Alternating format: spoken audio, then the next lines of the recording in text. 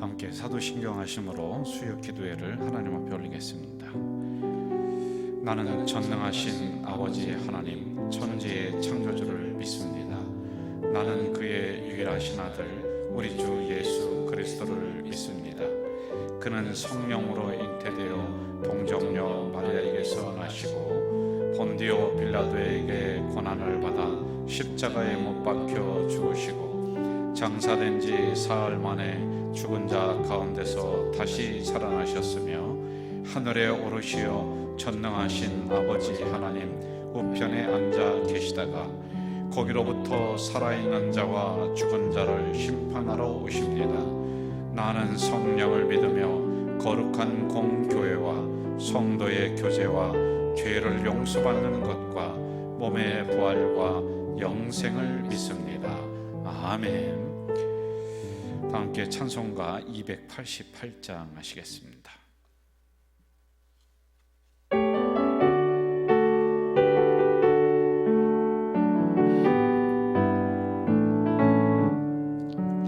예수를 나의 구주 삼고 성령과 피로써 거듭나니 이 세상에서 내 영혼이 하늘의 영광 누리도다. 이것이 나의 간증이요 이것이 나의 찬송일세.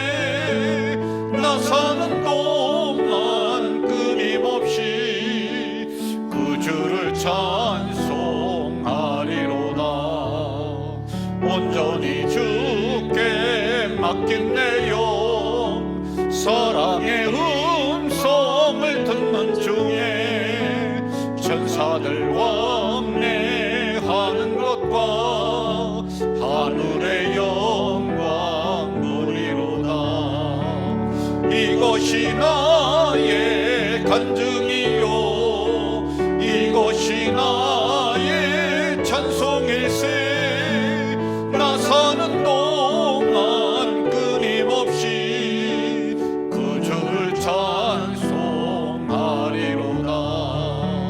주 안에 기쁨 누림으로 마음의 풍랑이 잔잔하니 세상과 나는 간 곳 없고 그 속한 주만 보이도다. 이것이 나의 간증이요 이것이 나의 찬송일세. 나 사는 동안 끊임없이 그 주를 찬송하리로다.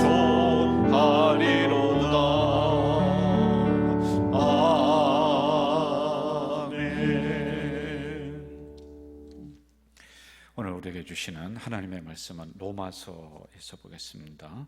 로마서 1장 1절에서 7절 그리고 14절에서 17절 이렇게 나눠서 보겠습니다. 구약성경 239쪽, 신약성경 239쪽에 있습니다. 우리 한 절씩 교독하도록 하겠습니다. 예수 그리스도의 종 바울은 사도로 부르심을 받아 하나님의 복음을 위하여 택정함을 입었으니 이 복음은 하나님이 선지자들을 통하여 그의 아들에 관하여 성경에 미리 약속하신 것이라.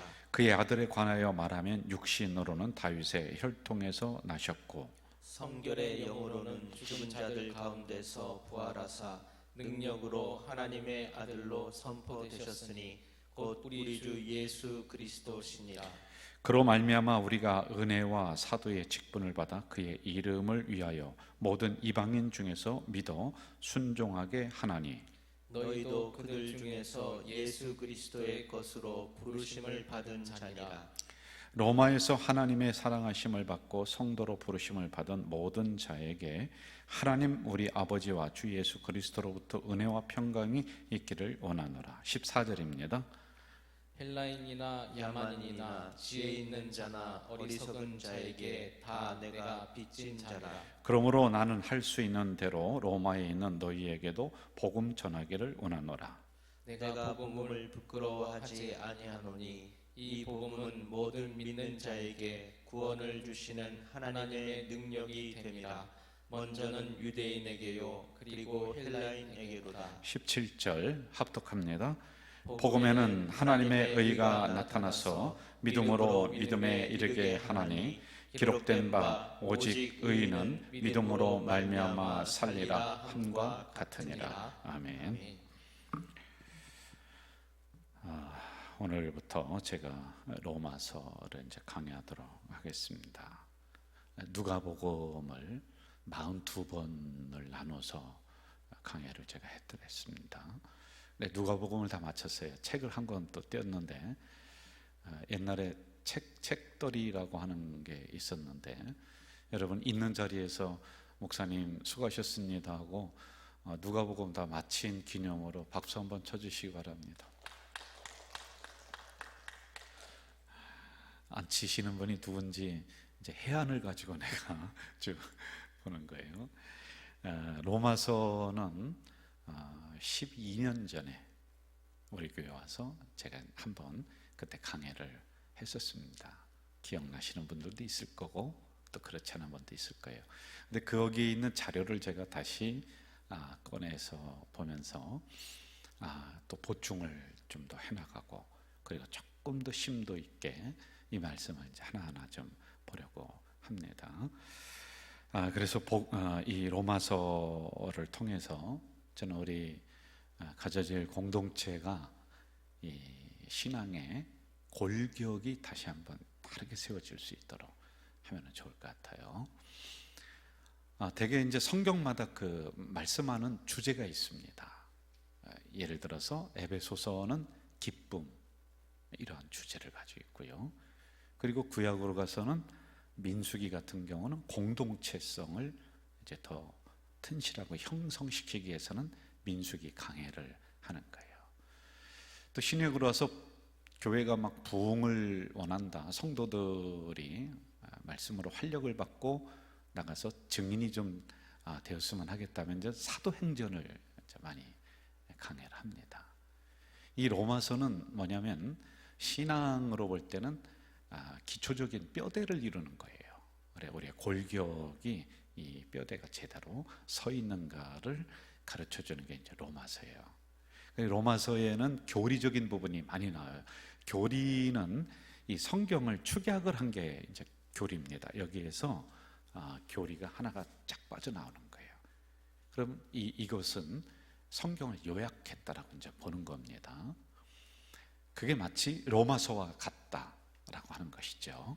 그래서 우리의 신앙을 이렇게 짚어주고 우리의 잘못된 것들을 뼈대를 다시 세워주고 튼실하게 해주는 그런 역할을 이 로마서가 하고 있습니다. 이런 부분을 우리가 알고 로마서 강해로다가 이제 들어가면은 참 좋을 것 같아요. 강해설교 하는데 여러분 이제 강해설교의 장점이 있어요.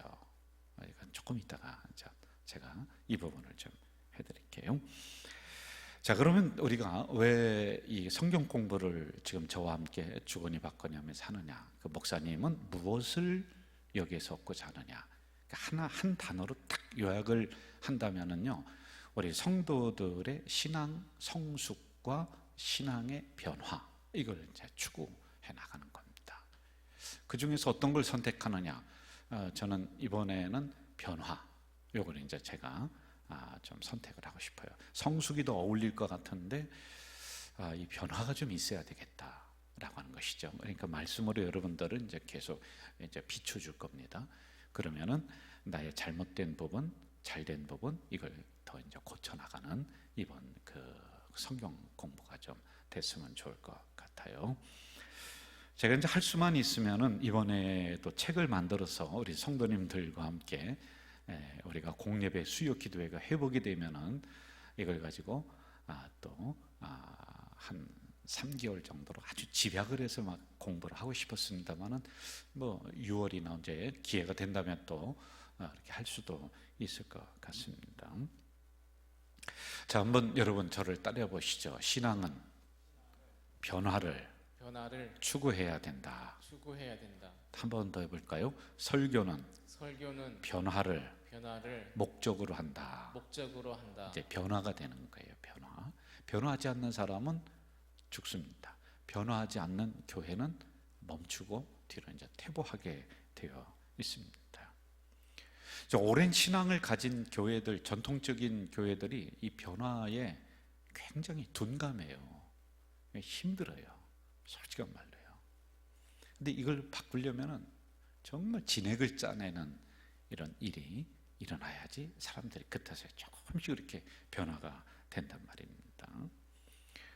잘 부흥하다가 한순간에 곤두박질 치는 교회들이 수도 없이 있습니다. 잘 신앙이 성숙되어 나가다가 이제 곤두박질 치는 성도들도 많이 있어요. 그 왜 그러냐면은 말씀이 들어가서 변화에 작용을 하고 변화를 일으킬 때 거기 안 따라오는 거예요. 이제 변화하지 않습니다. 그런 교회는 곤두박질 치고 그런 신앙은 곧이어 침체기를 맞이한다라고 하는 겁니다. 그런 사람들은, 그런 교회는 뭐를 먹고 사는지 아세요? 과거를 먹고 살아요. 한번 여기를 볼까요? 과거를 먹고 산다. 과거를 먹고 삽니다. 과거. 이게 참 우리에게 아픔이에요. 아픔. 과거는 좋든 나쁘든지 간에 그게 나의 모습일 수가 있어요. 그런데 그거는 우리가 토대로 미래를 향해 나가야지 되는 발판이란 말이에요. 그런데 그걸 파먹으면 안 돼요. 과거는요. 과거에 살아가는 사람들도 꽤 있거든요. 예를 들어서 높은 직장에 있다가, 직장의 높은 지위에 있다가 은퇴했습니다. 근데 거기에서 못 벗어나는 거예요. 제가 들은 얘기입니다만은 미국에서 이제 목회를 하는데 어떤 그 젊은 중년이 훨씬 지난 분이 이제 등록을 했어요. 근데 이분이 꼭 나가면서 목사님한테 인사를 하는데 뭐라고 하냐면, 목사님, 제가 누군지 아십니까? 그렇게 그냥 가는 거예요. 그냥 뭐 잘 모르니까 그러려니 했어요. 근데 그 다음 주에도 와서 인사를 하면서, 목사님, 제가 어떤 사람인지 아십니까?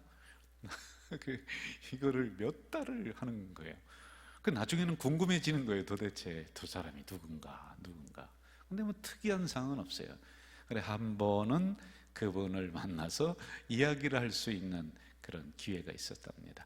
도대체 왜 그런 말씀을 하십니까? 그랬더니, 제가 20년 전에 어디 살던 사람인데, 한국에 어디 살던 사람인데, 그때 박정희 대통령이 우리 동네를 왔는데 내가 박정희 대통령과 막걸리를 먹었던 사람이다. 그때 이제 농사 짓고 뭐 도와주고 그러면 막걸리 이렇게 마시고 했었던 대통령의 사진들이 있어요. 내가 그런 사람이라는 거예요. 20년 동안 그것만 파먹고 살았던 거란 말이에요.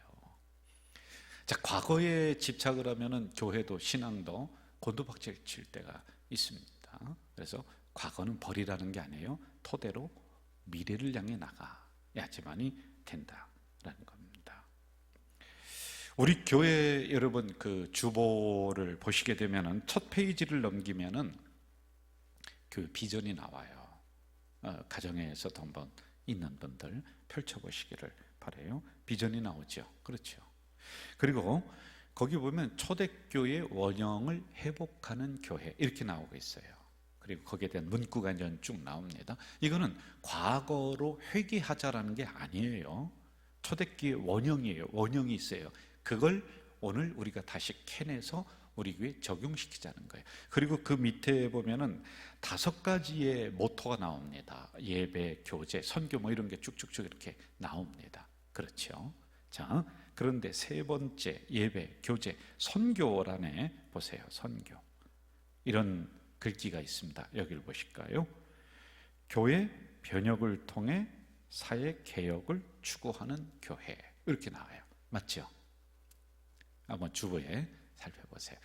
여러분 같이 한번 해볼까요? 시작. 교회 변혁을 통해 사회 개혁을 추구하는 교회. 자, 여러분 이게 뭐냐면은 교회가 변화가 돼야 된다는 거예요. 그러면서 우리만 변화되는 것이 아니라 사회의 변화를 제공해 주는 교회. 이게 이제 우리 교회가 한 축으로 나가야 될 이 방향을 이렇게 정해놓고 있습니다. 안주하면 안 돼요. 거기 스탑하면 안 되는 거예요. 끊임없이 우리는 변화에 민감해야지만이 되는 겁니다. 그러면서 사회도 이렇게 우리가 변화가 되었으니까 우리를 따라오라라고 하는 리더자의 입장에서 해야 하는데 거꾸로 돼버렸어요. 사회는 변화하는데 교회는 상투 틀고 갓 쓰고 있단 말입니다. 또 소중하게 지켜야 될 유산이 있지만은 그러면 안 된다는 거예요. 거꾸로 지금 가고 있다는 거예요. 그래서 우리 교회는 끊임없이 우리 스스로를 돌아보며 바꿔내야 돼요. 그리고 봐라, 사회를 향해, 지역을 향해 이거 봐라 라고 제시를 해주는 교회가 돼야지만이 되는데 거꾸로 되면 이게 피곤하고 안 된다라는 겁니다. 미국 워싱턴에 가면은 세이비어 교회라고 있습니다. 세이비어 교회인데요.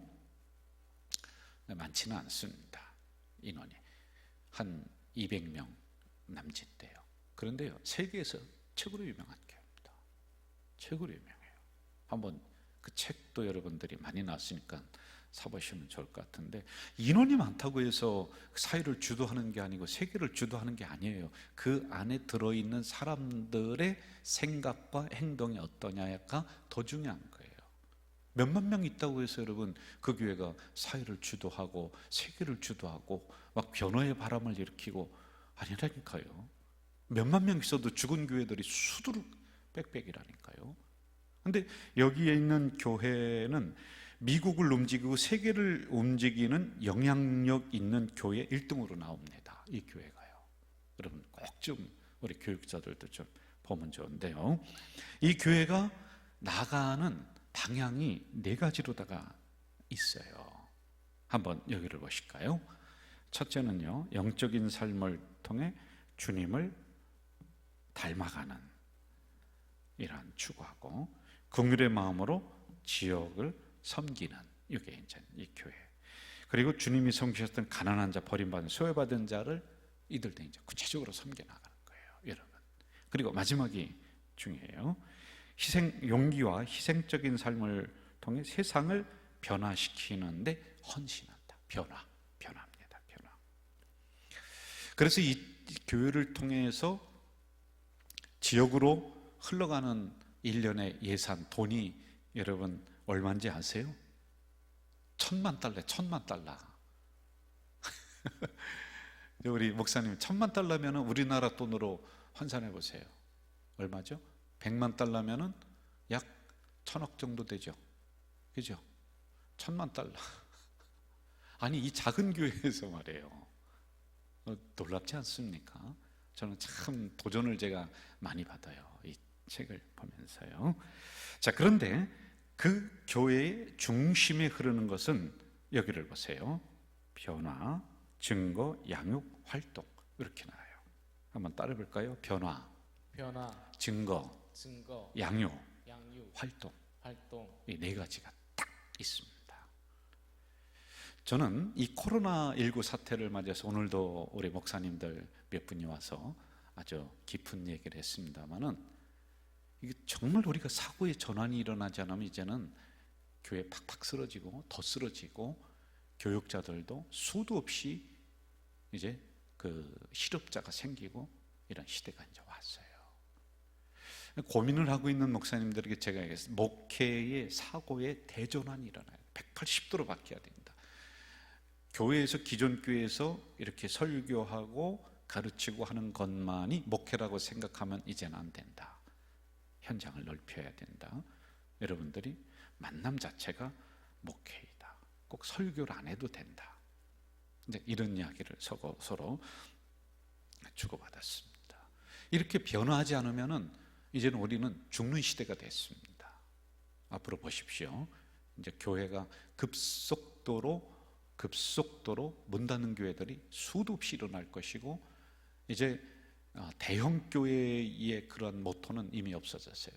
우리가 그동안에 주장해왔던 건강성이라든지 이러한 게 이제 최고의 탑의 자리로 올라갑니다. 근데 교회도 이 상황에 변화가 되지 않으면 이제는 정말 어려워요. 정말 어렵습니다. 니체라고 하는 사람 철학자이죠. 이렇게 얘기했습니다. 여러분 뱀 있죠. 뱀이 허물을 벗어요. 인간 똑같이 사고의 허물을 벗지 않으면, 변화되지 않으면 죽는다는 거예요. 여러분, 옛날 방식으로 우리 교육자들도 목회하려면 저까지는 괜찮아요. 근데 여러분들은 안 됩니다. 이제 슈퍼마켓 형태거든요. 쭉 널려놓고 뭐든지 하려고 하는데, 우리가 세미나를 그걸 한번 했습니다만, 선택, 집중 딱 해야 됩니다. 이게 변화하지 안 된다. 톨스토이는 세상을 변화시키려고 생각하지만 정작 스스로 변화하겠다는 사람은 없다, 이렇게 나와요. 그래서 이 로마서를 통해서 저는 최종적인 단어 하나를 선택을 한다면 우리 성도들에게는 변화를 추구해 나가는 거예요. 그런데 무엇을 통해서 변화할 거냐, 이런 숙제가 우리에게 주어지겠죠. 이건 이제 차근차근 우리가 이제 접근을 좀 해봅시다. 자, 제가 하는 그 설교는 강해 설교입니다. 수요일에는 강해 설교예요. 새벽도 강해 설교가 강합니다. 자, 강해 설교는 무엇인가? 강해 설교란, 여기를 좀 보실까요? 이걸 조금 알고서 가는 게 좀 좋잖아요. 성경 본문을 중심으로 진행해 나가는 거예요. 여기에서 시대적, 문자적, 그리고 영적인 해석을 하는 겁니다. 본문 중심으로, 구절 중심으로 나갑니다. 구절. 그래서 이 구절이 체계 있게 나갈 때도 있고 구절이 왔다 갔다 할 때도 있단 말이에요. 이게 이제 강해 설교입니다. 주제가 여러 가지가 있을 수가 있어요. 그러므로, 왜냐하면 구절마다 좀 다르기 때문에. 그런데 이것을 어떻게 잘 녹여내느냐에 따라서 우리 성도들에게 이제 집중을 탁 해서 전달을 할 수가 있는 거예요. 그럼 이 강해 설교의 장점은 뭐냐? 여기를 볼까요? 강해 설교의 장점은 좋은 점이 있습니다. 설교자로 하여금 먼저 하나님 말씀 전체를 설교하게 한다라는 겁니다. 예를 든다면 주일에는 제가 행복과 불행의 거리는 얼마가 될까? 그러면 여기에 있는 행복, 불행이라고 하는 이 주제를 먼저 잡고 성경을 이곳저곳에서 가져올 수도 있어요. 물론 이제 본문을 텍스트로 하면서 나아갑니다만은 이렇게 할 수가 있습니다. 주제 설교는 이 주제가 먼저 정해져요. 그런데 강해 설교는 본문이 우리에게 먼저 주어집니다. 그리고 이 본문을 깊이 해석을 하면서 성경 전체를 하나하나 살펴볼 수가 있는 거예요. 저도 로마서를 이제 쭉 나가면 다 살펴봐야지만이 된단 말입니다. 자, 그리고 두 번째는 성도들로 하여금, 여기를 보세요. 성도들로 하여금 뭐를 걸리지 않게 한다? 영적 편식증. 골라 먹는 것을 이제 이걸 못하게 하는 거예요. 왜냐하면 그 성경대로 쭉 나가야 되니까 이것도 먹어야 되고 저것도 먹어야 되고 이렇게 되는 겁니다. 그리고 세 번째는 설교하는 우리 성도들이나 여기를 보세요. 하나님 말씀에 깊이 들어가게 해요. 이게요, 강해 설교가요. 깊이 들어갈 수가 있다라는 겁니다. 자, 그리고 마지막으로는 이 말씀을 체계적으로 받는 성도들에게 변화가 온다. 변화가 됩니다.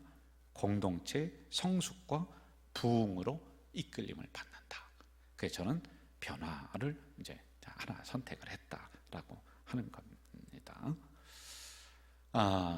저는 이제 이 로마서를 통해서 제가 양념을 잘 할 거예요. 여러분들이 도와주셔야 돼요.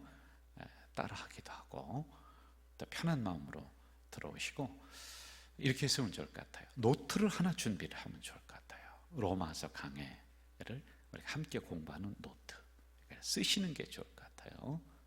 이걸 하나 준비하고 성경도 찾아보면서 제가 요리를 이렇게 저렇게 잘 해서 이제 드릴 겁니다. 그러면 이 안에서 여러분들이 깊은 맛을 음미하면서 이 음식을 잘 잡수시면 돼요. 그리고 조금 더 여러분의 생각을 가미시키면은 또 색다른 요리가 나올 수가 있는 거지요. 네, 이렇게 하면서 이런 말씀을 좀 들어가면 좋을 것 같아요. 자, 로마서의 배경을 우리가 봐야 돼요. 로마서는 어떻게 쓰여지고 누구에게 쓰여졌는가, 이걸 좀 봐야 됩니다. 여기를 볼까요? 배경. 자, 이거는 로마서는 편지예요, 편지. 바울이 로마에 있는 성도들에게 썼다라는 겁니다. 그래, 로마서입니다. 로마에 있는 성도들에게 썼다. 자, 그런데 문제가 뭐냐면은 로마에 있는 성도들이 막 그냥 성숙된 성도들이 아니에요. 그냥 초신자나 마찬가지, 초신자. 그렇기 때문에 여기에는 아주 복음에 대한 설명이 자세하게 나와요. 그리고 실생활에서 갈등하는 문제들을 어떻게 풀어나갈까라고 하는 기초적인 것들이 아주 잘 나오고 있어요. 그러니까 초신자니까 아기들에게 젖을 먹이듯이 하나하나 이렇게 먹이는 그런 게 있습니다. 그리고 또 하나 뭐가 문제였냐면요, 유대인들이 개종을 해요. 기독교로 개종을 합니다. 유대 기독교인들입니다. 지금도 있습니다. 이스라엘 나라에 가면은 소수지만은 있어요. 자, 그들만 있었으면 괜찮은데 이 사람들과 이방인에게서 기독교를 개종한 사람이 함께 섞여 살아요. 그러니까 여기서 또 문제가 또 일어나요. 왜냐하면은 유대 기독교인들은 자기들이 전통이 있거든요. 배웠던 게 있어요. 구약의 유대교에서 배웠던 것들을 이제 복음 안에서 재해석하면서 이걸 완전히 버리지 못해요. 예를 든다면은 안 믿는 사람들과 밥도 같이 안 먹는다든지 이제 구별을 시키는 거예요. 이게 베드로도 그랬잖아요. 그러니까 하늘에서 보자기가 내려서 먹지 못할 음식이 가득 담겨 있어요. 왜냐하면 이방인들을 피하는 거예요. 자꾸 피합니다. 그러니까 내가 속되도 안 했는데 네가 왜 이것을 속되라 생각하면서 이 음식을 피하느냐? 피하지. 이거는 이방인들을 거부하는 거거든요, 자꾸. 근데 이 사람들이 로마 안에서 같이 섞여 살았다. 그래서 이 대상으로 이 말씀을 전한 것이다 라고 하는 거예요. 이걸 우리가 잘 알아야지만이 됩니다. 자, 그리고 한번 여기를 보세요. 바울은 구원과 그리스도인의 생활의 기본적 진리를 이 책 안에 담아놓고 있어요. 이 로마서를 그러므로 우리가 잘 공부를 하면은요, 우리의 신앙의 뼈대가 잘 서고 우리가 어떻게 걸어가야 될지, 어떻게 살아가야 될지가 이 안에 다 담겨져 있습니다. 이단에 끌려가지도 않고 올바로 복음이신 예수 그리스도를 믿는 기본적 교리가, 진리가 이 안에 차근차근 담겨져 있다라는 겁니다. 자, 여러분, 이신층이라고 들어보셨어요? 이신층이 이게 뭐죠? 믿음으로 의롭다함을 얻는다. 이게 굉장히 중요한 교리예요. 여러분, 오늘도 17절에 나옵니다마는 믿음으로 우리는 의롭다함을 얻는다. 이신층이 교리거든요. 이러한 교리적인 게 이 안에 딱딱딱딱 담겨져 있습니다. 이거는 이제 우리가 캐톨릭과 좀 구분되고 우리들만이 딱 가지고 있는 아주 중심된 교리들 있지요. 왜냐하면 선행을 위해서 우리가 의롭다함을 받는 게 아니라 예수 그리스도를 믿음으로 구원에 이르고 믿음으로 의롭다함을 얻는다, 칭함을 받는다 라고 하는 이런 교리들 말입니다. 자, 그러면 내용과 중요 사상이 있어요. 이 안에는요. 자, 어디를 보느냐면은 1장 16절과 17절 여기에 다 담겨 있습니다. 요 안에 이게 굉장히 중요한 구절이에요. 이걸 우리가 철저하게 이 부분을 알고 가야 돼요. 자, 같이 한번 읽어볼까요? 16절 17절 시작. 내가 복음을 부끄러워하지 아니하노니 이 복음은 모든 믿는 자에게 구원을 주시는 하나님의 능력이 됨이라. 자, 모든 믿는 자에게 뭐를 줘요? 구원을 주시는, 뭐가? 복음이. 맞지요? 복음이. 그리고 그 다음 첫째 유대인에게 헬라인에게 복음에는 한번 밑에 읽어보세요. 복음에는 나와주세요. 시작. 복음에는 하나님의 의가 나타나서 믿음으로 믿음에 이르게 하나니 기록된 바 오직 의인은 믿음으로 살리라 함과 같으니라. 믿음으로 사는 거예요. 믿음으로 칭함을 받는 거, 구원에 이르는 거예요. 믿음으로 사는 거예요. 이게 이신칭이 교리다라고 하는 겁니다. 자, 두 가지로 제가 요약을 해드릴게요. 여기를 보세요. 믿음은 하나님이 거저주시는 선물이다. 이게 이제 여기서 가르쳐주고 있는 거예요. 그리고 두 번째, 예수 그리스도를 믿는 것만이 구원의 길이다. 이게 아주 분명하게 세워놓고 있습니다.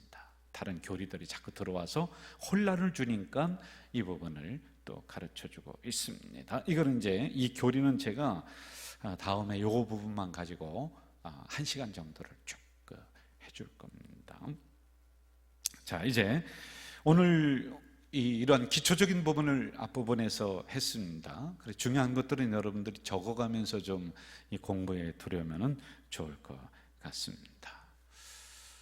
자, 우리가 그 어느 일에 집중하는 사람을 보고 집중력이 좋다, 또는 좀 속된 말로 저 사람은 저 일에 뭐 했다? 미쳤어 이렇게 얘기를 해요. 그렇죠? 미친 거예요. 제가 볼 때는 우리 교육자들도 이 사역에 미친 사람들이야. 미쳤어. 다른 것은 생각 안 하는 사람들이란 말입니다. 미치면은 뚫리는 거예요. 미치면은 이루는 거예요. 한번 따라해보세요. 미치면 뚫린다. 뚫리는 거예요. 여러분, 미쳐야 돼요. 이게 미쳤다가 정신이 헷가닥 갔다가 아닙니다. 전념한다, 집중한다, 오직 그것만 생각하며 살아간다. 이게 미치는 거예요. 그런 사람이 누구냐? 사도 바울을 지금 로마서에서 우리에게 소개를 해주고 있는 거란 말입니다.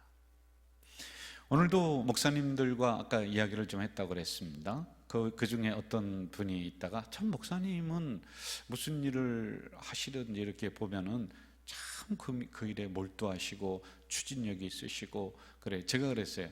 제가요, 가진 게 시골 촌놈이라 아무것도 없어요. 돈 안 들고 가질 수 있는 건 그거더라고요. 예? 어느 일에 내가 집중하는 것, 내가 이 일을 가지고 목숨을 거는 것, 이거는 돈 들어가는 일이 아니더라고요.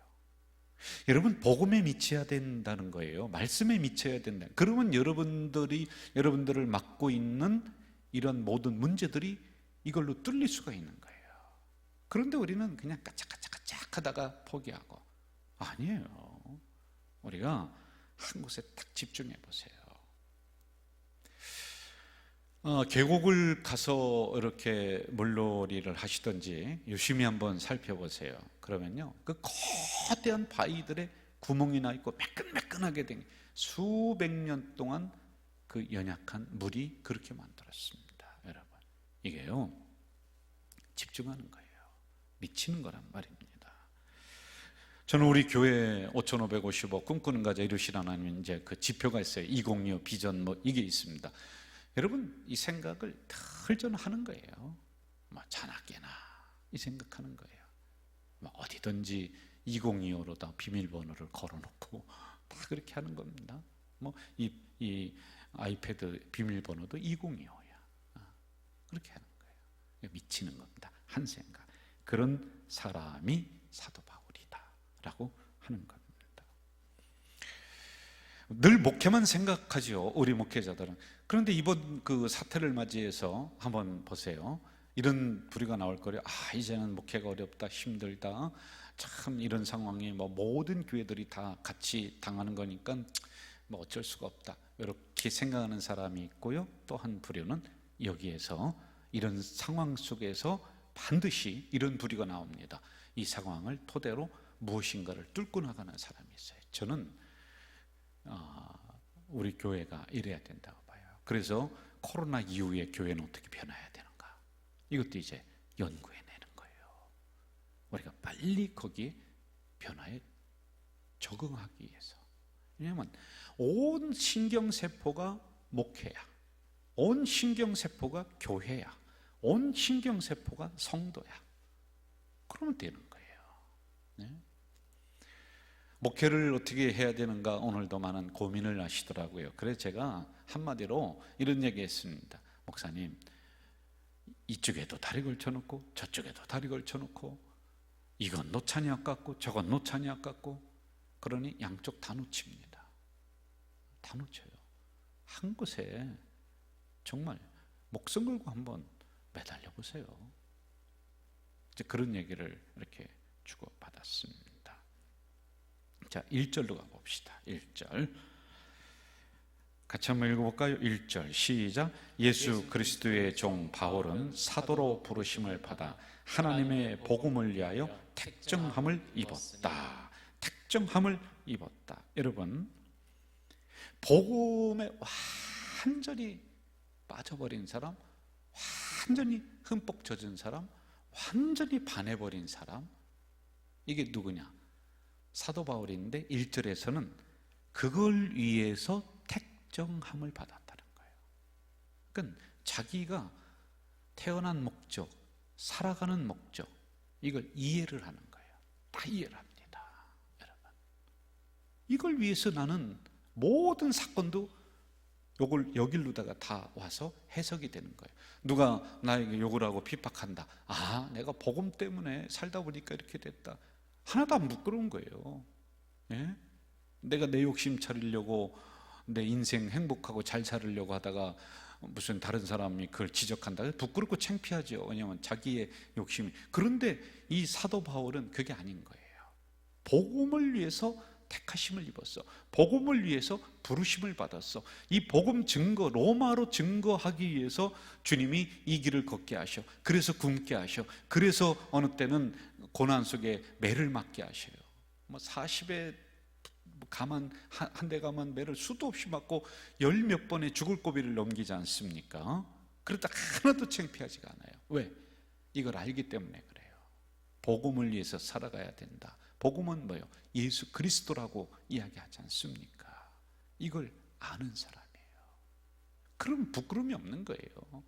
이게 설찬게 우리가 알아버리니까 세상 가서 예수 믿는 건지 아닌지 분간이 안 돼요. 뭐 친구들한테 가면 어느 때는 예수 안 믿는 사람이 됐다가 교회 하면 집사가 됐다가 이렇게 돼버리는 거란 말입니다. 우리의 정체성을 분명히 해라. 한번 따라 봅시다. 나의 정체성을 분명히 하자. 당신의 정체성을 분명히 해야 된다니까요. 이것도 아니고 저것도 아니고 뜨뜨미지근하고 무슨 그런 형태로 안 됩니다. 왜 태어났는지, 내가 무엇 때문에 살고 있는지, 내가 왜 고난을 겪고 있는지가 이 택정함을 입었다. 복음 때문에 나를 이렇게 태어나게 하시고 이곳으로 오게 하시고 이 고난을 받게 하시고 여기로 딱 들어가서 해석이 되는 거예요. 이게 사도 바울만이 그런 게 아니라 오늘 우리들에게 들려주시는 말씀이라니까요. 나의 삶의 목적을 아는 겁니다. 나의 정체성을 지금 아는 거란 말입니다. 요즘 여러분 어디로 가야 될지 몰라서 방황하는 사람들이 수도 없이 많아요. 그런데 이게 딱 서보십시오. 일하는, 사업을 하는 목적도 이 안에 나올 수 있다니까요. 그러면 그 안에서 내가 철저하게 땀 흘리면서 돈을 벌어야 되는 목적도 분명히 할 수가 있는 거란 말이에요. 예? 사도행전 20장 24절 한번 찾아볼까요? 사도행전 20장 24절 제가 읽을게요. 내가 달려갈 길과 주 예수께 받은 사명 곧 하나님의 은혜의 복음을 증언하는 일을 마치려 하면은 나의 생명조차 조금도 귀한 것으로 여기지 아니하노라. 자, 여러분 저를 보시죠. 그건 목사님, 목회자들이나 그렇게 하고 살아가야죠. 그러니까 문제예요. 왜 꼭 거기만 국한을 시킵니까? 여러분이 하고 있는 그 일, 그 현장, 나는 이것을 위해 하나님이 나를 여기 보내셨다. 이 사업을 위해 나는 하나님이 이곳으로 보내셨다. 여러분, 그러면 이루지 못할 게 하나도 없습니다. 예?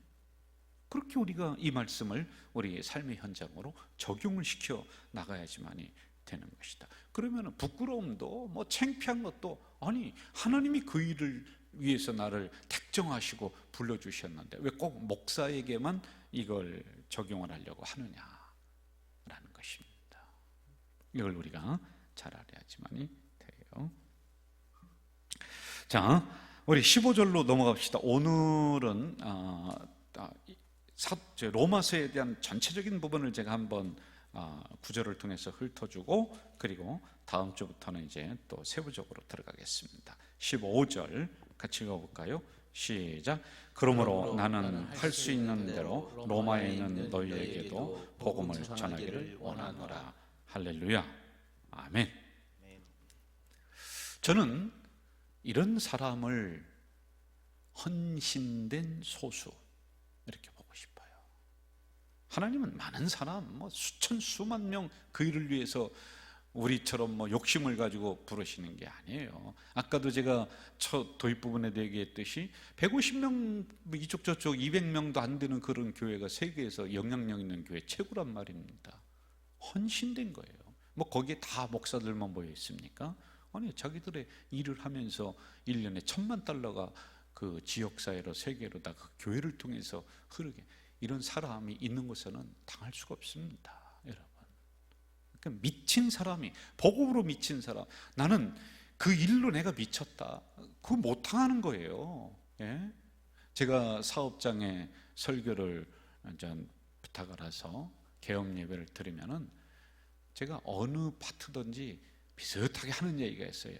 당신은 이 분야의 전문가가 되십시오. 최고가 되십시오. 그러면 이제 사람들이 설득당한다니까요. 네? 여기가 이게 펜이 있습니다. 이거 뭐 컴퓨터 쓰는 펜을 팔 수 있는 장사를 할 수 있죠. 처음 할 수 있죠. 모를 수 있죠.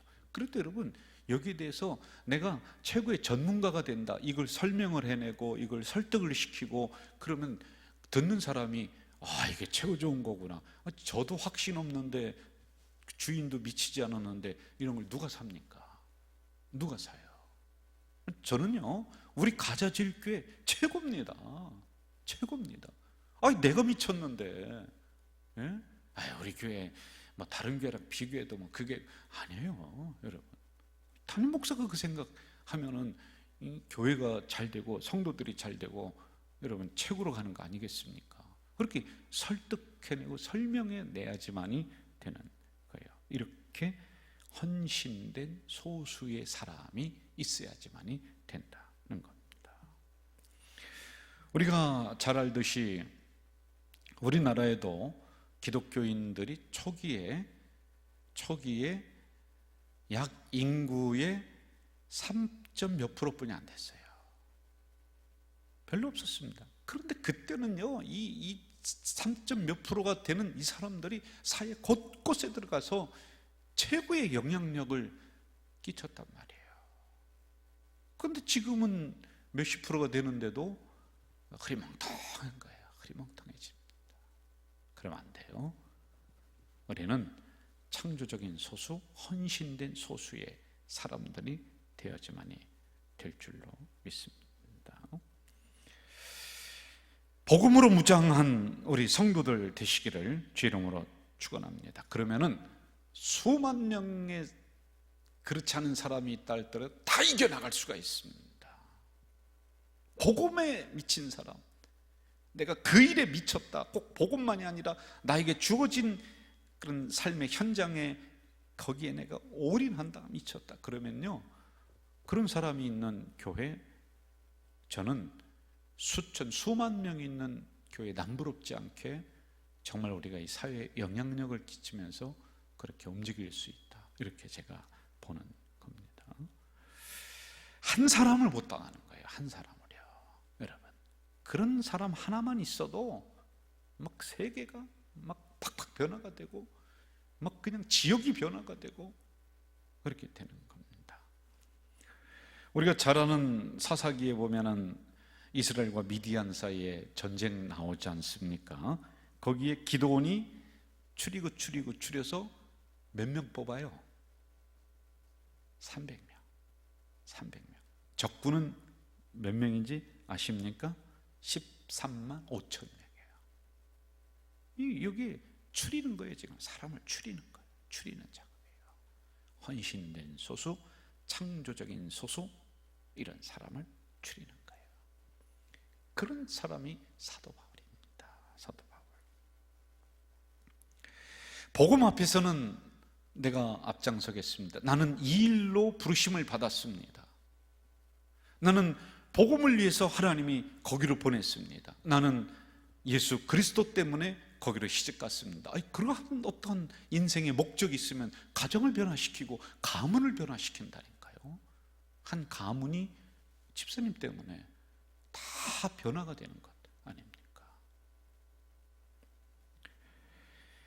저는 이러한 우리 가족 공동체 성도들 되시기를 주의 이름으로 축원합니다. 주의 이름으로 축원드려요. 자, 그러면은 우리가 중요한 것을 하나 또 알고서 가봅시다. 16절을 좀 봅시다. 16절 시작. 내가 복음을 부끄러워하지 아니하노니 이 복음은 모든 믿는 자에게 구원을 주시는 하나님의 능력이 됨이라. 여기까지만 좀 봅시다. 복음. 이 복음이 뭐냐? 모든 믿는 사람에게 구원을 주시는 하나님의 능력이다. 이렇게 정의를 내려주고 있습니다. 자, 그럼 바울만이 그러한 존재냐? 그게 아니에요. 제가 지금까지 말씀을 드렸던 것은 사도 바울이 초점이 아니라 이 말씀이 오늘 성경 공부에 들어온 우리 가족 공동체 이 시간에 이 말씀을 받는 여러분이 사도 바울이 되어야 된다. 7절을 보세요. 7절 같이 한번 읽어볼까요? 시작. 로마에서 하나님의 사랑하심을 받고 성도로 부르심을 받은 모든 자에게, 저를 보세요, 모든 자에게 성도로 부르심을 받았다. 모든 백성이 이 복음으로 무장돼야 되고 여기로 집결해야 된다는 겁니다. 사도 바울만이 아니다 라고 하는 것입니다. 저는 바울이 체험한, 그래서 내가 이걸로 택정을 받았구나, 내 목이 잘려도 나는 이 일에 헌신할 것이다 라고 하는 이 정체성을 가지고 여기에 미쳤던 바울의 그 복음이 오늘 이 시간에 여러분 것이 되시기를 주의 이름으로 축원합니다. 내게 돼야 되는 거예요. 복음은 내 겁니다. 좀 욕심을 가지세요. 한번 저를 따라해 볼까요? 복음은 사도 바울 거예요, 내 거예요? 내 거예요. 내 복음이 돼야 돼요. 내 복음. 그래야지 내 삶 속에 들어와서 하나님의 능력이 됩니다. 하나님의 역사가 일어나는 거예요. 그래야지 뭘 어디 가서 무슨 일이라도 하든지 자신 있게 하지, 맨날 수박 겉핥기 식으로만 있으면은 어떻게 합니까? 복음의 하나님의 능력의 역사가 하나도 안 일어나. 왜 내게 안 됐습니까? 공부는 열심히 하는데 여길로만 들어가니까 그럴 거지요. 내게 돼야 돼요. 저는 사도 바울이 이렇게 미치게 했었던 이 복음, 이 예수 그리스도가 여러분을 미치게 하는, 그래서 여러분의 예수 그리스도, 여러분의 복음이 되시기를 주 이름으로 축원합니다. 이게 있어야 돼요. 안 그러면은 우리는 30년, 40년 예수 겉에만 믿고 예수라는 소리만 듣고 한 번도 능력의 사람으로 살아가지 못하고 복음의 그 파워를 경험하지 못하고 그냥 신앙이 맞춰질 수 있습니다. 저는 이 로마서 강해를 통해서 이러한 사람으로 우리 성도들이 확 변화되는 역사가 일으키기를 주 이름으로 축원합니다. 자, 오늘 말씀을 정리하겠습니다. 여기를 볼까요? 우리는 택정함을 받은 사람들이다. 한번 따라해봅시다. 우리는 뭐를 받았다? 택정함을 받은. 당신이 있는 그 자리는 그냥 있는 게 아니야. 하나님이 택정해서 부르신 거예요. 부끄러울 필요 없죠. 그러니까요. 나에게 이 일을 맡겼다라고 하는 거룩한 택정함, 나는 우연하게 이 일을 맡은 게 아니야. 꼭 이 일에 필요한 사람이야. 이게 하나님의 목적이 있어서 여러분을 택하셨다. 두 번째, 복음으로 부르시고, 여기를 봅시다. 복음으로 부르시고 복음을 위해 부르셨다. 이게 무슨 얘기냐면 우리를 그냥 명사에 이루하라가 아니라 예수 그리스도의 피 묻은 복음으로 수도 없이 우리를 두드리셔서 복음으로 나를 부르신 거야. 그리고 복음을 위해 부르셨다. 이건 뭐냐? 우리가 복음을 위해 살도록 그렇게 살아가야 돼요. 여러분이 있는 삶의 자리에서 예수 그리스도의 향기가 나타나야 돼요. 자, 마지막 세 번째, 바울을 변화시킨 복음이 누구 복음이 돼야 된다? 내 복음이 돼야 된다. 내 복음. 한번 따라해 봅시다. 바울을 변화시킨 복음이 누구 복음? 내 복음이 돼야 된다. 나의 예수가 돼야 된다. 이 로마서 강해를 통해 이러한 변화의 역사가 우리 성도들에게 일어날 줄로 믿습니다. 이 시간에 여러분 다 함께 우리 찬양하고 또 통성으로 기도하는 시간을 좀 가질까요? 나의 모든 행실을 찬양합시다.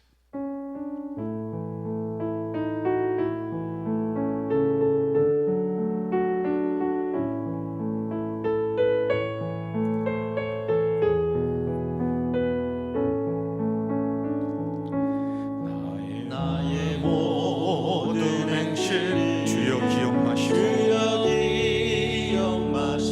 바른 길로 인도하소서. 기쁠 때나 슬플 때 나와 동행하시며 밤낮으로 인도하소서. 내 모든 형편을 다 기억하시고 늘 나와 동행하옵소서.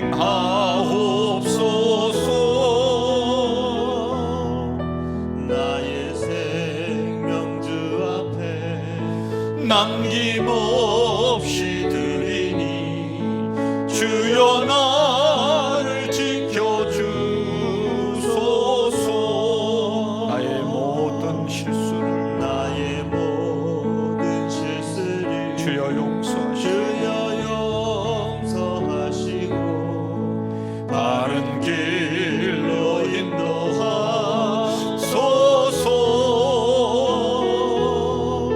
주의 크신 사랑과 하늘나라 영광을 나도 전파하게 하소서. 내 모든 형편을 다 기억하시고 늘 나와 동행하옵소서.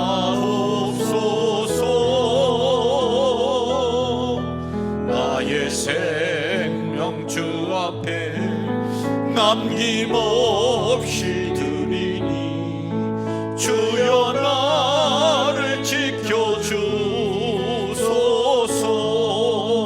이 땅 위의 모든 것 마지막 날 될 때에 주여 나를 받아주소서.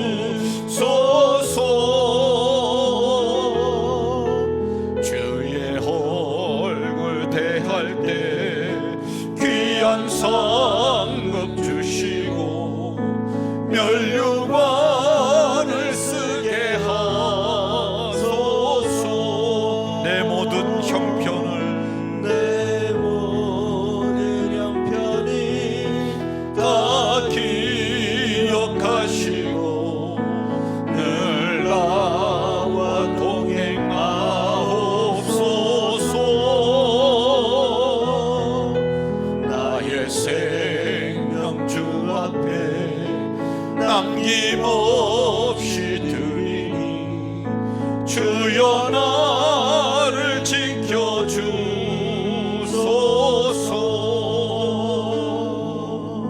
여러분 이 시간에 우리 통성으로 기도하겠습니다. 기도하겠습니다. 오늘 받은 말씀을 생각하면서 나는 복음을 위해 택정함을 받은 사람이다.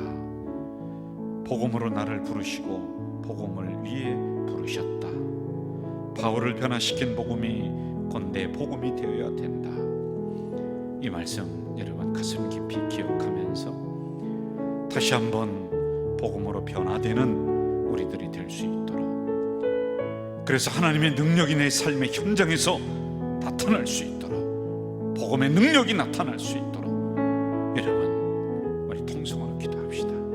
그리고 두 번째, 우리 가족 공동체를 위해서 기도합니다. 하루속히 이 사태가 안정이 되어서 가족 공동체의 놀라운 예배 회복, 더 나아가서 놀라운 교회 부흥이 일어날 수 있도록 이 문제를 놓고 이 시간 우리 통성으로 기도하겠습니다. 사랑하시는 아버지 하나님, 이 시간에 이제 로마서 우리에게 말씀을 주시니 감사합니다. 우리의 흐트러졌던 신앙을 정리해주는 로마서요, 우리의 신앙의 골격을 다시 세워주는 로마서인 줄 믿습니다. 이 말씀을 통해서 변화가 되어질 수 있도록, 일어날 수 있도록 주여 도와주시옵소서. 미지근한 신앙이 다시 한번 뜨거워지게 하시고, 내가 왜 여기에 서 있는지 몰랐던 심령이 분명하게 나를 부르신 목적을 알게 주님 도와주시옵소서. 바울을 변화시킨 복음이 내 복음이 되어서 내 삶의 현장에서 문제가 물러가고 악한 사단이 물러가는 놀라운 하나님의 능력이 나타날 수 있도록 주여 도와주시옵소서. 또한 아버지 하나님, 우리 가자절교회 공동체 온전한 예배 회복을 위해서 기도합니다. 이 사태가 하루속히 안정되어서 우리 공동체 예배가 옛날처럼 회복되는 것은 물론이거니와 더욱더 큰 놀라운 부흥의 역사가 일어날 수 있도록 하나님이여 도와주시옵소서. 도와주시옵소서. 전능하신 아버지 하나님, 이제 누가복음을 마치고 로마서를 하나하나 강해 나가고 있습니다. 최종 목표는 우리의 미지근한 신앙이 뜨거워지고 우리의 좌절됐던 심령들이 다시 한번 일어서고, 또 내가 왜 여기에 있는지, 왜 살아가야 되는지를 몰랐던 심령들이 나를 부르신 이유가 있고 목적이 있음을 분명히 알게 되는 역사가 일어날 줄 믿습니다. 더 나아가서 바울을 변화시킨 복음이 내 복음이 되어서 하나님의 능력이 내 삶의 현장에서 일어날 줄 믿사오니, 이런 역사가 이 로마서 강해를 통해 우리에게 이루어질 수 있도록 주여 도와주시옵소서. 예수님의 이름으로 기도하옵나이다.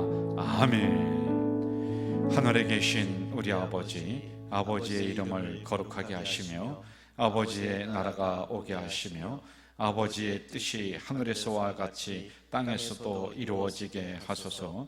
오늘 우리에게 일용할 양식을 주시고, 우리가 우리에게 잘못한 사람을 용서하여 준 것 같이 우리 죄를 용서하여 주시고, 우리를 시험에 빠지지 않게 하시고 악에서 구하소서. 나라와 권능과 영광이 영원히 아버지의 것입니다. 아멘.